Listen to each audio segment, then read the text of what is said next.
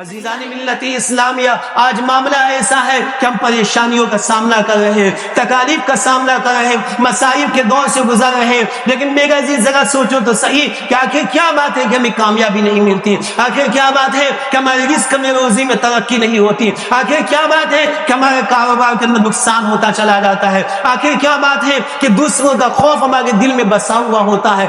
آخر کیا بات ہے کہ ہم اپنے آپ کے اندر یہ محسوس کرتے ہیں کہ ہم ذلت و رسوائی کی زندگی گزار رہے ہیں؟ عزیزان ملت اسلامیہ، اس کی وجہ صرف اور صرف ایک ہی ہے کہ ہم نے اللہ اس کے حبیب صلی اللہ تعالی وسلم کے احکامات پہ عمل کرنا چھوڑ دیا ہے۔ اللہ اس کے حبیب صلی اللہ تعالی وسلم نے کامیابی کا جو نسخہ ہمیں عطا فرمایا، اس نسخے کو ہم نے اختیار کرنا چھوڑ دیا ہے۔ اللہ کا کلام ارشاد فرماتا ہے وَلَا تَهِنُوا وَلَا تَحْزَنُوا وَأَنْتُمُ الْأَعْلَوْنَ إِن كُنتُم مُؤْمِنِينَ۔ اللہ کا کلام ارشاد فرماتا ہے کہ تمہیں گھبرانے کی ضرورت نہیں ہے، تمہیں غمگین ہونے کی ضرورت نہیں ہے۔ اللہ کا کلام دونوں چیزوں کی نفی کر رہا ہے کہ غمگین ہونے کی بھی ضرورت نہیں ہے، گھبرانے کی بھی ضرورت نہیں ہے۔ آگے ارشاد فرماتا ہے وَأَنْتُمُ الْأَعْلَوْنَ، بلندی تمہارے لیے ہی ہے، کامیابی تمہارے لیے ہی ہے، کامیاب تم ہی ہونے والے ہو، کامیابی تمہارے قدموں کو چومنے والی ہے۔ لیکن ایک شرط ہی اللہ کے کلام نے فرمائی ان کنتم مؤمنین، کہ سچے ایمان والے تو بن جاؤ، کامل ایمان والے تو بن جاؤ، پکے ایمان والے تو بن جاؤ۔ عزیزان ملت اسلامیہ،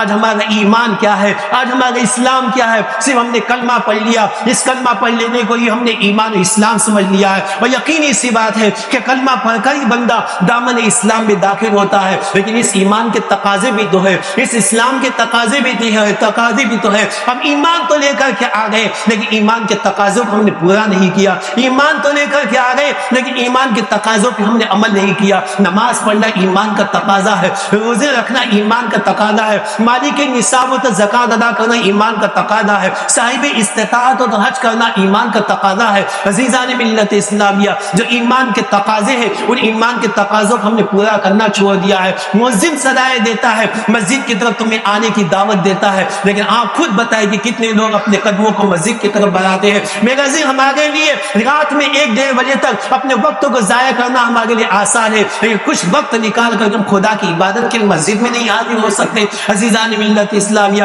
کس قدر افسوس کی بات ہے، موبائل میں ہمارا 24 گھنٹہ بھی نکل جائے گا تو اس کا ہمیں کچھ احساس نہیں ہوگا، لیکن میرے عزیز، اللہ تبارک و تعالیٰ کی ذکر کے لیے کچھ وقت نکالے تو ہمارے پاس فرصت نہیں ہوتی ہے۔ میرے عزیز، جان لیجیے کہ آپ یہ نہ سوچے کہ کل قیامت کے دن ہم کو ایسے ہی چھوڑ دیا جائے گا، نہیں، اللہ کا کلام ارشاد فرماتا ہے الف لام میم احسب الناس ان یترکوا ان یقولوا آمنا وهم لا یفتنون۔ اللہ کا کلام ارشاد فرماتا ہے کہ کیا لوگوں نے یہ سمجھ لیا ہے کہ صرف ہم نے یہ کہہ دیا ہم ایمان لائے، اللہ اس کے رسول بھی ایمان لائے تو ان کو ایسے ہی چھوڑ دیا جائے گا، ان کی آزمائش نہیں ہوگی؟ اللہ کا کلام فرماتا ہے کہ آزمائش ضرور ہوگی، آزمائش کے دور سے گزارا جائے گا، تو ان آزمائشوں سے بچنے کے لیے ایمان کے تقاضوں پہ عمل کرنا ضروری ہے۔ کب خدا کا عذاب آ جائے ہم کہہ نہیں سکتے ہیں، کس صورت میں آ جائے ہم بتا نہیں سکتے ہیں، تو میرے عزیز، اس عذاب کے آنے سے پہلے، اس مصیبت و پریشانی کے دور سے گزرنے سے پہلے، ابھی مصیبت کوئی ایسی مصیبت ہے بھی نہیں، تکلیف کوئی ایسی تکلیف ہے بھی نہیں، لیکن نہ جانے کون سی تکلیف کیسی آ سکتی ہے، کون سی مصیبت کیسی مصیبت آ سکتی ہے،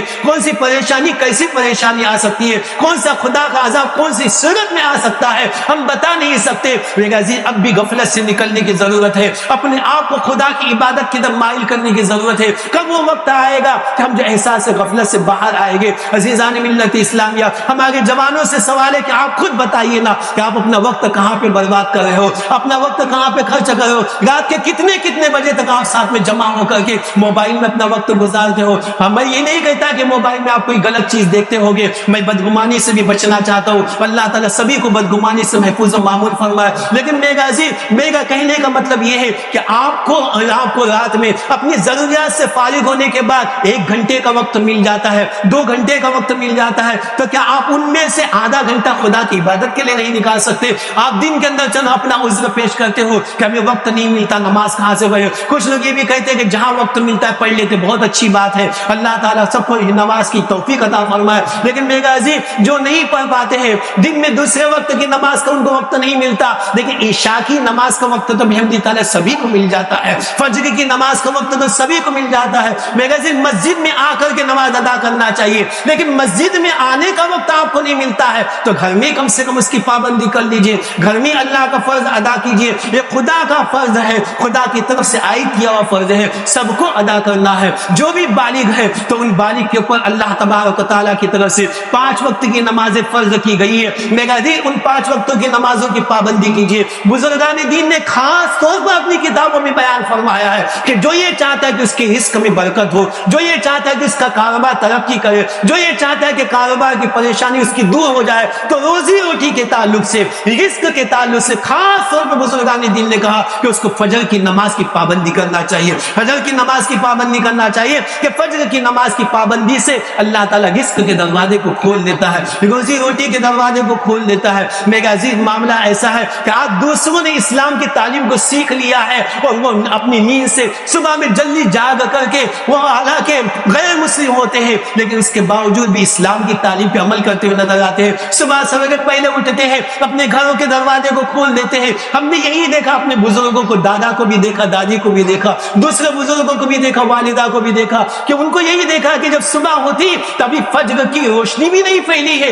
لیکن ہم نے دیکھا کہ گھر کے دروازوں کو کھول دیا جاتا, گھر کی کھڑکی کو کھول دیا جاتا. ہم پوچھتے, چھوٹے ہوتے ہیں پوچھتے کہ کیا بات ہے, گھر کے دروازوں کو اتنی جلدی کیوں کھولا جا رہا ہے, کھڑکیاں کیوں کھولی جا رہی ہے؟ تو یہ سبق سکھایا جاتا, بتایا جاتا کہ اس وقت میں روزی روٹی آتی ہے تو روزی روٹی کے لیے دروازوں کو کھول دیا جا رہا ہے, روزی روٹی کے لیے دروازے کو کھول دیا جاتا ہے. یقینی سی بات ہے کہ اس وقت میں جب انسان بیدار ہوتا ہے, بیدار ہونے کی صورت میں انسان کے ہوش و حواس بہت اچھے ہوتے ہیں, تو اس حالت میں بندہ چاہتا ہے کہ جب میں اٹھ ہی گیا ہوں تو خدا کی عبادت بھی کر لوں, نماز کی بھی پابندی کر لوں. تو میرے عزیز نمازوں کی پابندی کیجیے, نمازوں کی پابندی کیجیے. خاص طور پر اپنے جوانوں سے گزارش کروں گا کہ اب نماز کے لیے وقت کو نکالیے, نماز کے لیے وقت نکالیے. یہ نماز اتنی قیمتی چیز ہے, ایسی فائدہ مند چیز ہے کہ جس کے ادا کرنے میں بندے کو فائدہ ہی فائدہ ملتا ہے, ہرگز اس کو کوئی نقصان نہیں ہوتا. اور یہ ایسی چیز ہے کہ بزرگان دین نے بیان فرمایا, جیسے میں نے اس سے پہلے بتایا تھا کہ بزرگان دین فرماتے ہیں کہ جب ہماری خواہش ہوتی ہے اللہ سے گفتگو کرنے کی, ہم قرآن کی تلاوت میں مشغول ہو جاتے ہیں, اور جب ہمیں خدا کو دیکھنے کی خواہش ہوتی ہے نماز میں سجدے میں چلے جاتے ہیں. عزیزان ملت اسلامیہ, یہ بزرگان دین کی تعلیمات ہے. تو نماز اللہ تعالیٰ کا بہت بڑا انعام ہے, ایسی عبادت اللہ تعالیٰ نے ہمیں عطا فرمائی ہے. تو میرے عزیز اس کی پابندی کیجیے. بندہ جب نماز پڑھتا ہے اور نماز کے اندر سجدے میں جاتا ہے, اس نے سجدہ کیا ہے اللہ کے لیے, اپنے سر کو خدا کی رضا کے لیے جھکایا ہے. یقین جانیے اللہ تعالیٰ اس سر کو دوسروں کے سامنے جھکنے سے محفوظ فرما لیتا ہے, دوسروں کے سامنے جھکنے سے محفوظ فرما لیتا ہے. اس لیے میرا عزیز گزارش کروں گا کہ ایمان و عقیدے کی دولت اللہ نے ہمیں عطا فرمائی ہے. اعمال کے معاملے میں پیچھے نظر آتے ہیں, اعمال کے معاملے میں اپنے آپ کو آگے بڑھائیے, نیک کام کیجیے, برے کاموں سے, گناہوں کے کاموں سے اپنے آپ کو بچانے کی کوشش کیجیے. اللہ تعالیٰ سے دعا ہے کہ اللہ تعالیٰ ہم تمام کو مصطفیٰ جان محمد صلی اللہ علیہ وسلم کی تعلیمات پہ عمل کرنے کی توفیق عطا فرمائے.